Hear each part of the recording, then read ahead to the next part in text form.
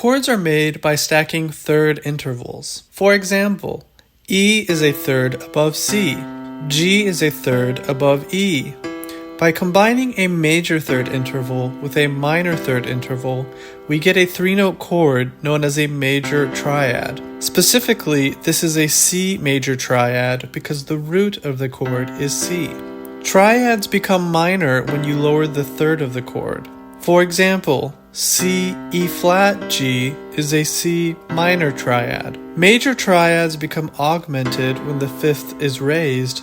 Minor triads become diminished when the fifth is lowered. Once we've established the notes in a chord, we can rearrange the note order in what is known as inversions. For example, if we were to take a C major triad, C, E, G, and instead start with E and end on C, we would get a C major first inversion, E, G, C.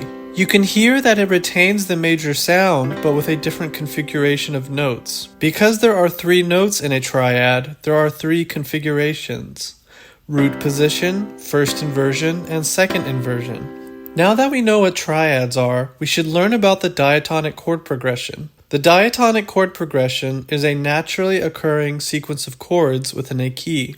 For example, in the key of C major, if we build a triad on the root, we get a C major chord. What would happen though if we were to build a chord starting on the second note of the C major scale, D? A third above D is F. A third above F is A. D to F is a minor third. D to A is a perfect fifth. This makes a D minor triad. Now we know that the second chord in the key of C major is D minor.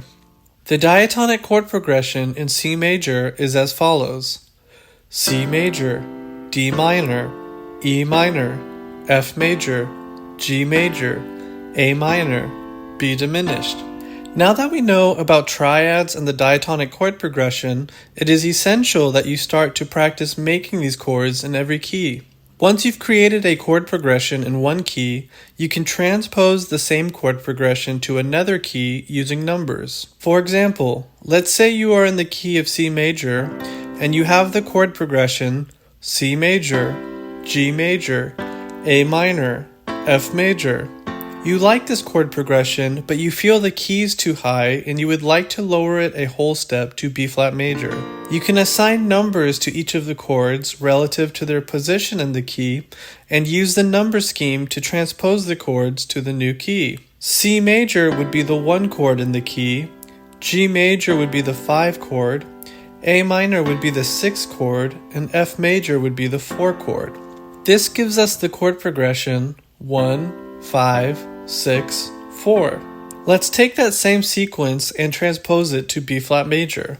The 1 chord in B flat major would be B flat major. The 5 chord would be F major. The 6 chord would be G minor. And the 4 chord would be E flat major. By using numbers, we have successfully transposed the chord progression from C major to B flat major.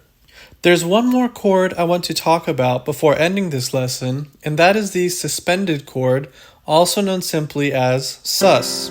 A sus chord has a perfect fourth interval instead of a major or minor third. The reason for this is that the perfect fourth suspends the chord quality so that it is neither major nor minor. The perfect fourth in a sus chord usually resolves to a major third. This harmonic device is often used at the end of a chord progression, also known as a cadence, to give a sense of finality.